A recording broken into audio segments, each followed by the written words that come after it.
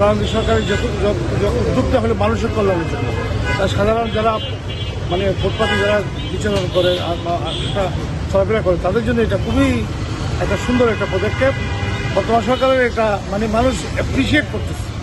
মানুষ এটা মনে করে কামনা করে যে এরকম ফুটপাত নির্বিঘ্নে চলাচল করবে, তারা দোকানের মধ্যে তারা ব্যবসা করবে, এটাই তো নিয়ম। কিন্তু এটা তো হচ্ছে না। কিন্তু আইন পরিচালন সংস্থা যদি তাদের আজকে উচ্ছেদ করে গেল, 1 মাস ঘুমিয়ে গেল, এটা হবে না। 2 দিন পরে আবার আসতে হবে, জটিল আসতে হবে, বুঝতে পারবে না যে আইন পরিচালন সংস্থা আসতেছে। অন্য ড্রেসে আসতে হবে, পুলিশের ড্রেসে আসবে না, আসবে অন্য ড্রেসে, আপনার ড্রেসে আসবে। দেখবে যে তখন ও পুলিশ আসবে, খবর পেয়ে যাবে, সরাই ফেললো, আবার শুরু হবে।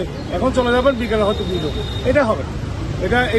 এটাই আমরা চাচ্ছি যে সাধারণ জনগণের পক্ষ থেকে আমি একজন অ্যাডভোকেট, আমি চাই যে আইনটা সুষ্ঠু প্রয়োগ হোক সবার জন্য, একই যেন আইনের চোখে সবাই সমান, এইটাই যেন প্রয়োগ করে, এটাই জনগণের প্রত্যাশা। আচ্ছা ভাই, আপনি তো এলাকায় রেগুলার চলাচল করেন, যারা দোকানদার, সাধারণ মানুষ যদি সচেতন না হয়, রেগুলার উচ্ছেদ করে এটা করা সম্ভব? আমার কথা হলো বাংলাদেশে সবই সম্ভব।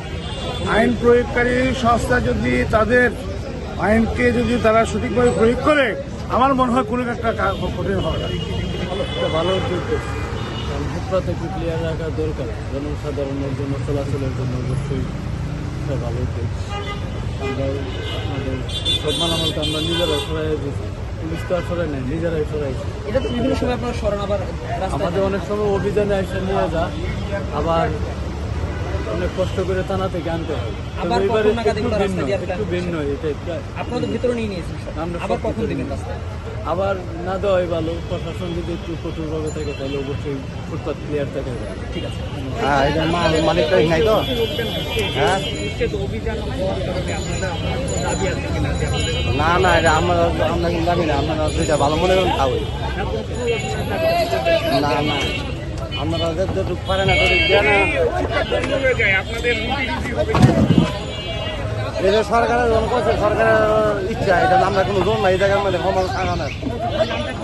আমার নাম আবু ইসাক।